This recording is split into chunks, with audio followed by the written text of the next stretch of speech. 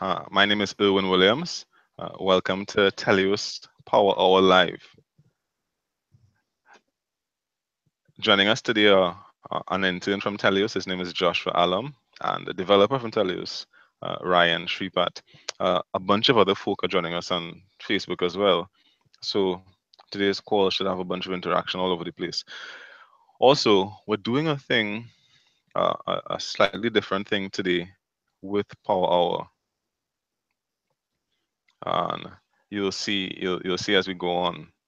And so we're starting off with a chance and news from Ryan, but right after that we'll have Joshua Joshua presenting today for today's session, and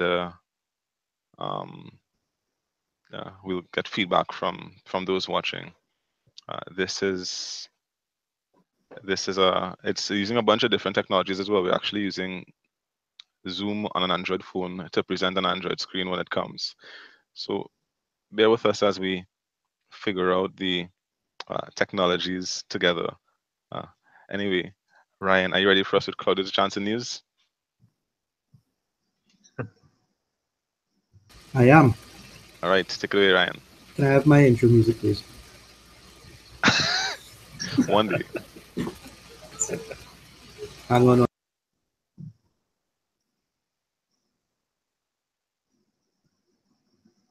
I think you muted your mic. You're going to have to give me 2 minutes. I'm sorry. No problem. While that's sorting out, while Ryan is sorting out, Joshua is presenting us today with augmented reality via the browser, together with a really cool platform that we recently came upon called Glitch.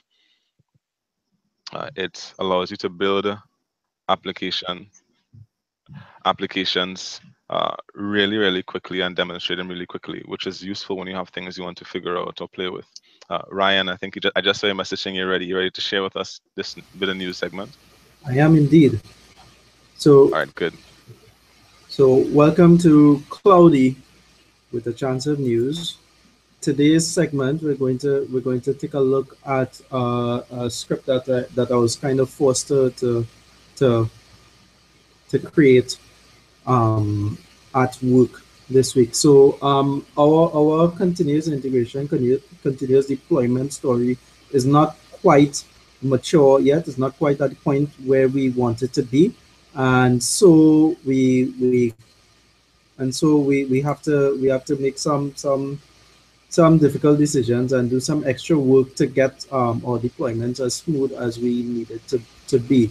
One of the problems we have, can you guys see my screen? Yes?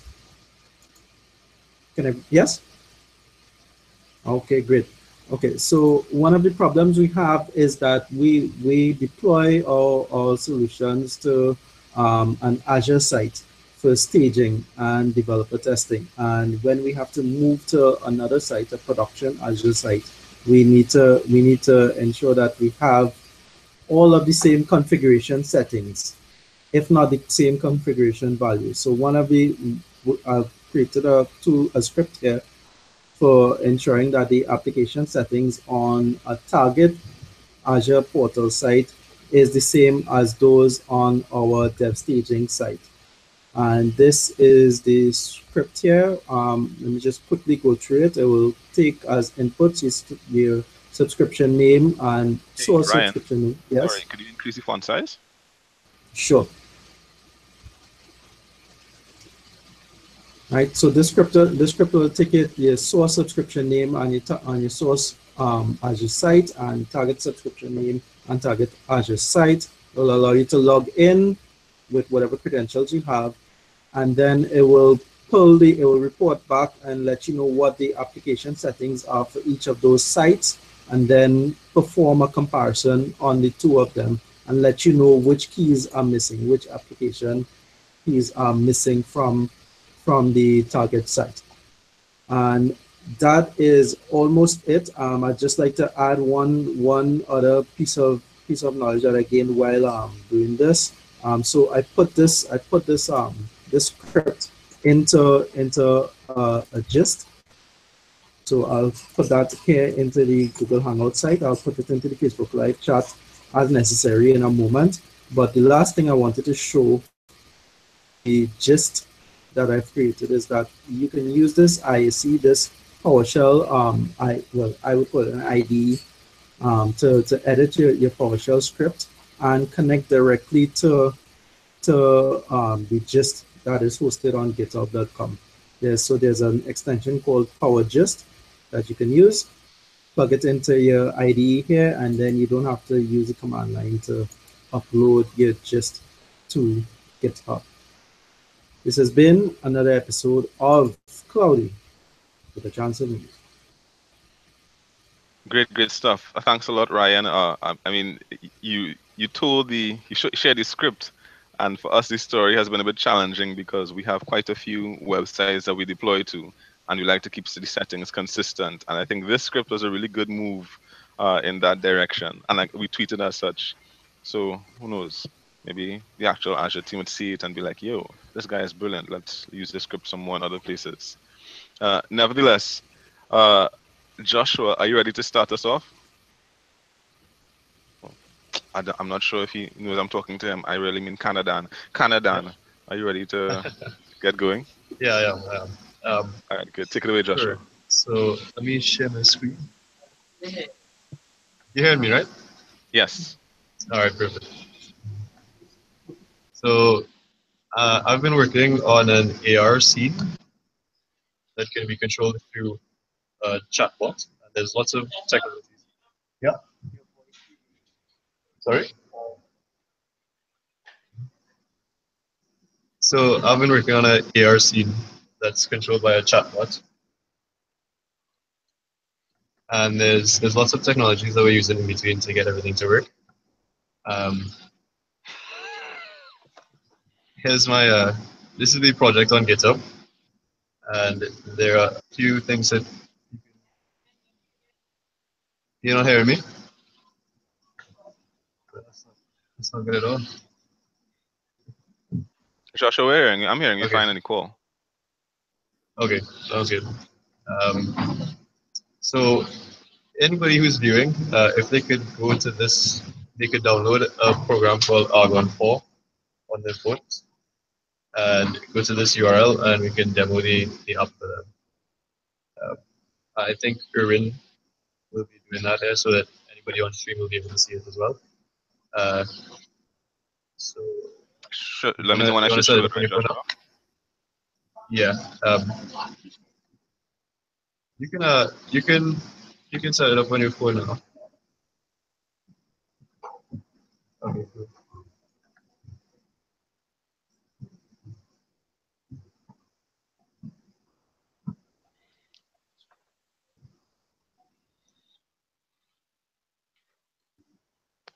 So I'm just starting up the Argon 4 browser. If you wanted to follow along as well, as Joshua said, you can go to the Play Store and download Argon 4. As you can see on my screen right now,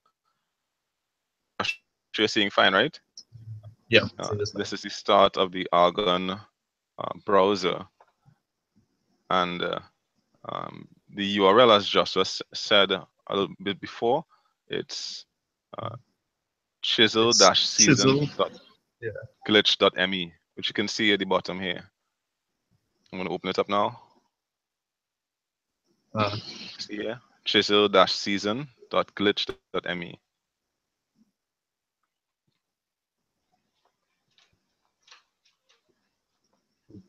so once that loads up, I can type some commands here and we'll actually be able to interact with the URL.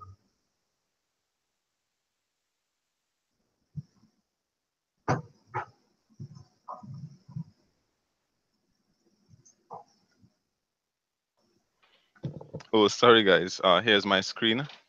This is my. So, Joshua kind of talk to what AR is and augmented reality means. But as you can see here, I'm actually at Peter's workstation. Hey Peter, hope you don't mind. Um, I'm not sure if I could make this. Let me try. I think I can. Yeah, I can do this. It's not necessarily bigger.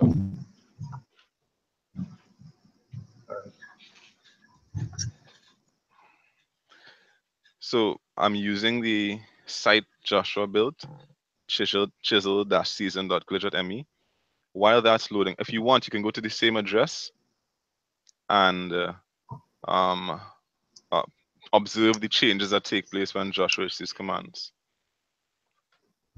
Because I'm running the Zoom app as well as the um, the Argon app, Downloads video. the Zoom app Yeah. together, the Argon app may be a bit intense for my particular phone. So feel free to head over there, Josh. You could go ahead and I'll pull it up in the browser so people can see it anyway. Okay, sounds good.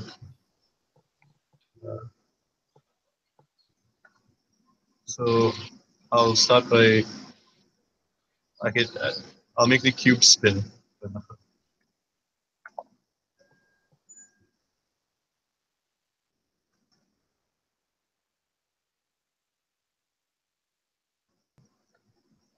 So if you're following along, the cube should have just started spinning, I can see it. and let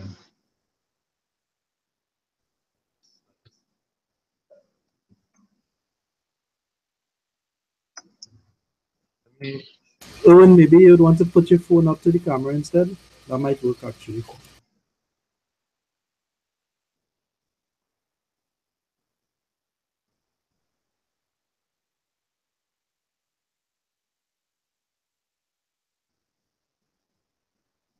so on my screen now, you'll see this application is called Bot Framework Channel Emulator. So I'm communicating with the bot through this emulator.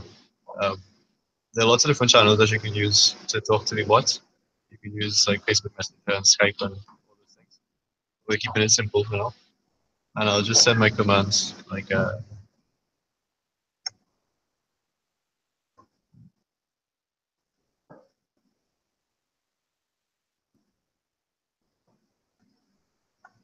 it's-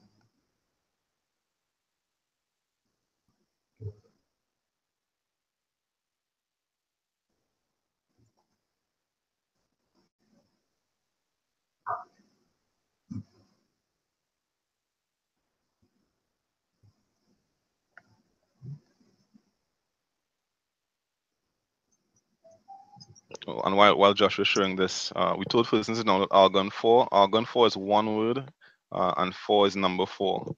When you do that, it allows you to find the browser we're describing. Argon 4, like it's presented in the chat here.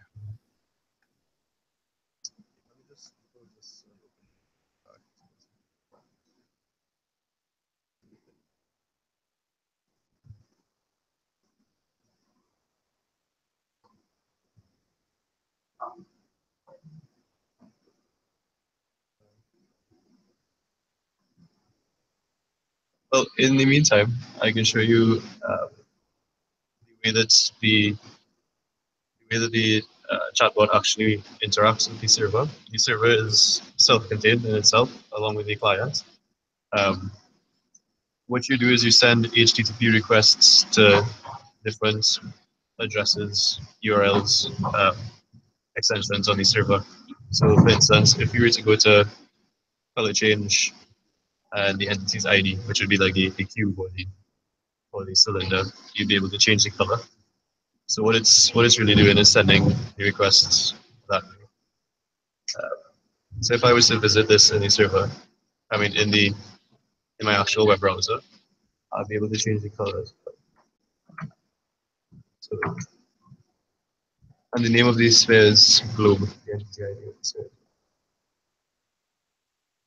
So this should change the color of the sphere.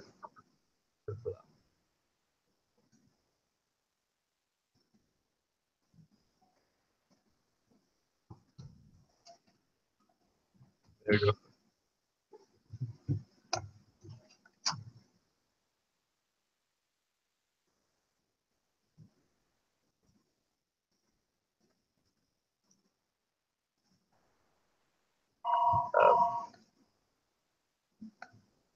Connect back to the board.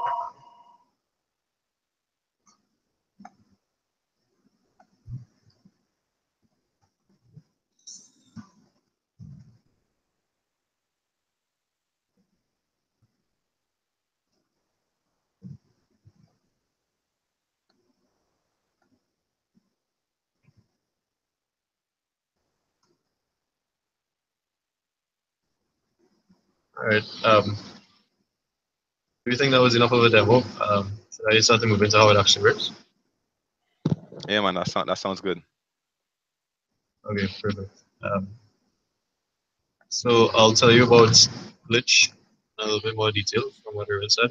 So this is glitch.com. It's a very handy place if you can come to develop servers. Right now, they they will host node servers for you. But all you have to do is make a free account. You can start coding immediately, and it has a live server that's running uh, as you code. So as soon as you make changes, these servers refresh themselves. Here's the project itself. Um, we're using Express.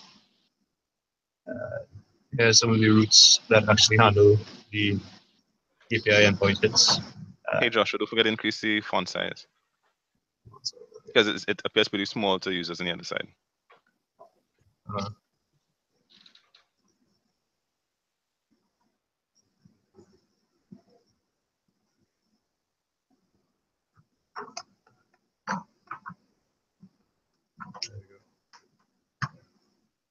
so glitches glitches developed by the same people who made Stack Overflow, and it's free to use, and it's really just a useful tool that you can use. I definitely recommend it. Another interesting thing about Glitch is our project that we started off with. We didn't create like the first objects and stuff. We actually remixed it. So they call it remixing. Um, you take someone else's project and you add your own things to it and you develop you upon it. So it's good for collaboration and being able to start quickly. There are lots of tutorials and stuff as well. Um, let me show you some of the code that we use. So we use Argon.js and A-Frame. Uh, right down here, HTML, you see where the entities are actually defined. Um, Argon.js and A-Frame allow you to write HTML directly to define your entities. So right here would be the sphere, the box, and the cylinder. And all of these are properties straight on the HTML that you can edit programmatically. That's one of the advantages of being able to do this, being able to use the web browser for VR.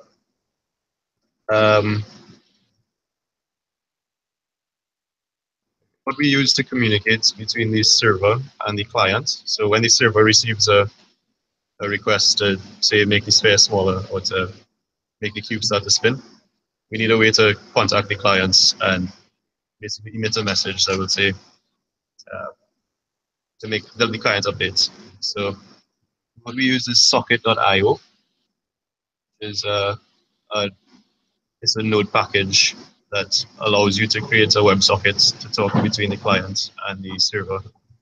Uh, I can show you an example of it here. So this app.get function, it's looking at this URL, and as soon as it receives a hit, it will do these things. io.emit is socket.io's command to send a message to all of the clients. So that's if everybody has their own setup and they're looking at it, one function, one message that I send should update on everybody's screen, and everybody should have the same things. Uh, so here's A-Frame. Um, A-Frame is the VR part of it. It's what they use to build the models and stuff like that. But Argon.js is the the augmented reality part. So that's what we're doing with the camera. You should be able to move around and see. Um,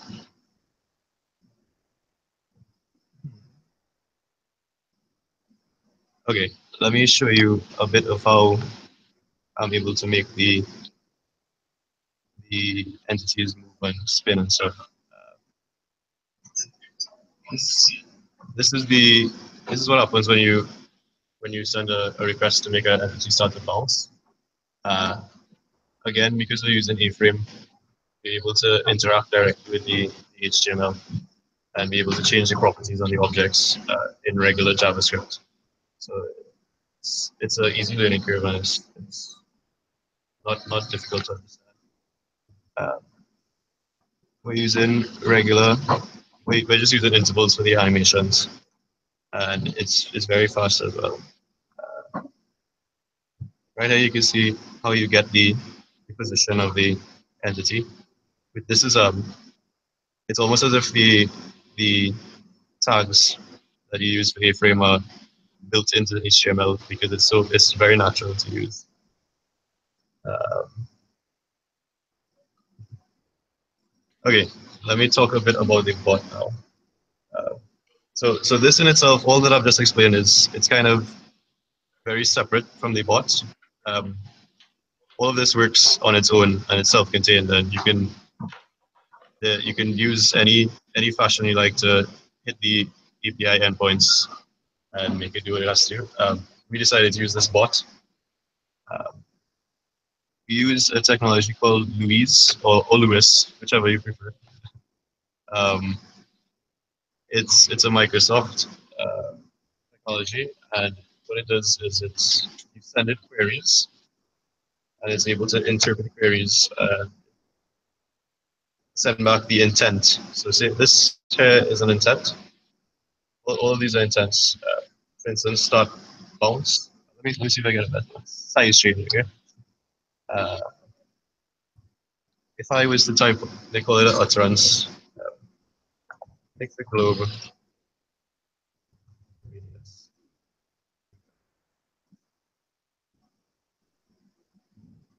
I'm probably log out, but all of these all of these utterances is able to go through your sentence or your query and pull out the meaning, like what you would like to accomplish, your intent. And it also has the ability to get entities from within the query. Uh, let me just show you. Oh, so you logged out. But while you're logging in, Joshua, Yeah, I mean, just to tie it all together yeah, for everyone who will be following, what we're saying is we started off with a template on glitch.com for an Argon A-frame solution. As Joshua explained, you can use A-frame to generally build web VR experiences, but you can then use Argon to build web AR experiences. So Joshua built a web AR experience using Argon and A-frame. Now, if you start off on Glitch and you look for an Argon example, you'll find the block, the cylinder, and the globe, right? So, so Joshua started off with that, and he used a socket on it, so you could you could send messages via an API to the essentially the Argon setup, and it would go ahead and change properties of those objects on the screen. Can you pull up that one more time, Joshua? yeah. Pull up the original. That's What do you want the me to web pull up? that you're using right now. With the cylinder and the globe and the actual rendering of it, not the code. Okay, sure. Yeah. So initially, the project that we originally remixed, all it had was a sphere, and a So cylinder. cube, sphere, and slimmer, right? And you are making the things move using commands issued via an API. So you put Yeah. the API on So the same glitch site, right? yeah, we added all the functionality to it. Yeah. So the next thing is I know you built a socket connection so you could issue those messages via chat or as an alternative to the API. But since you built the API that lets you talk to these components and keep them presented in the window, we thought why not just add a bot extension onto it? So that's where bot framework comes in. I didn't know you had gone ahead and used Lewis. Lewis, of course, stands for Language Understanding Intelligence Service, so that you could speak in human language to the bot that you made. And I see you have the bot framework emulator up. You can speak in human Yeah. language to the chatbot, and it would go ahead and change settings. So if you are viewing right now on the live site that Joshua made, the commands he issues here will actually cause things to change on the live rendering. So I like you said, make the cubes. Let's see if any cubes start to spin more slowly. You could make the sphere get bigger or smaller, right? So the thing, do we call it sphere still, or do we call it globe? Because we found. We call it a globe because sphere is very hard to pronounce. So if you have a phone, what you do is you see this stuff overlaid on top of the environment, which is why it's called augmented reality. Uh, so of course, since we're using bot framework gives you access to a bunch of channels. So we built a nice demo of this where you could say to Cortana, "Hey Cortana, um, ask TCJ to make the bot bigger, make the globe bigger," and it would make the globe bigger. All that coming for free because of making it a channel inside of bot framework. So what we found ourselves being fascinated by is that we could go ahead and take an augmented reality experience and communicate it via chatbot, even if the chatbot actually was resident inside of Cortana. So you could use your voice to speak to the world and make the world change. We won't demonstrate the Cortana stuff here. I mean, maybe we can, Joshua. Any more that image in the back there is a command I can issue to it Yeah. that You will. asked to expand the image. Ask TCJ to expand the image. All right, let's try that. So um, let me present my screen so you can see the Cortana result. So it's going to look a little weird because I'm presenting a screen I'm talking on. That's horrible. Let's stop that. Let me move the Hangout away. Um, Good, and minimize all these things.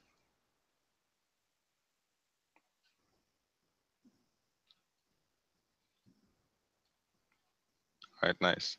And screen share once more. So now I should be able to say, ask TCJ to make the globe bigger.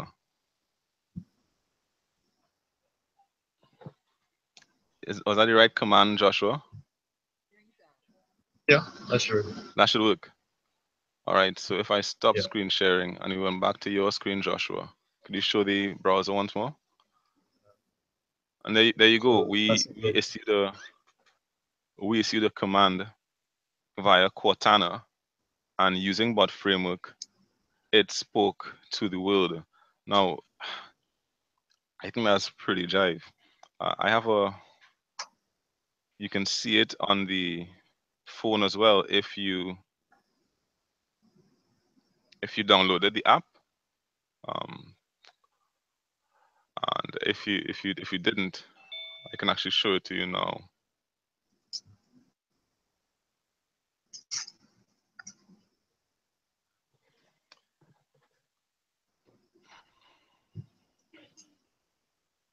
Uh, all right, let's see if this works. There's so many technologies at play here. It's amazing.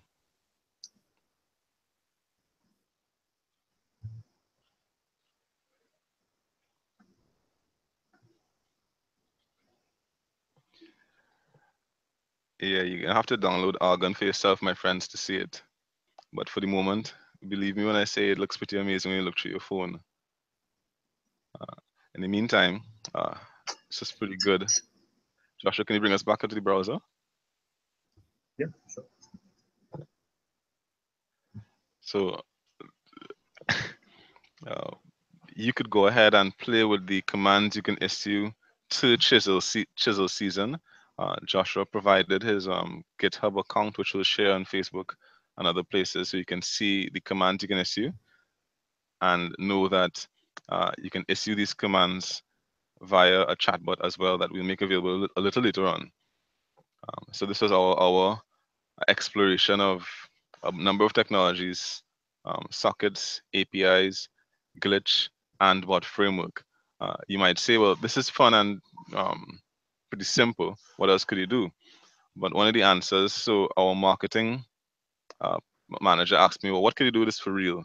And immediately what came to mind is you could build heads-up displays that respond to voice, display different sets of information. So this was a really nice start. Joshua, thank you very much for the research and the work you did to produce this. Um,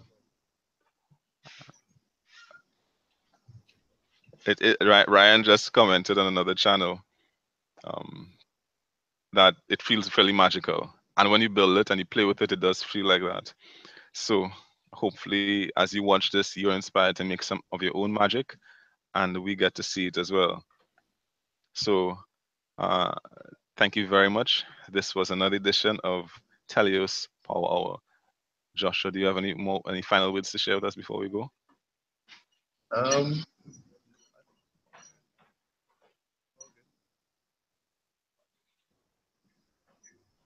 I think Joshua is still caught in the land, the magicalness that is this bouncing globe.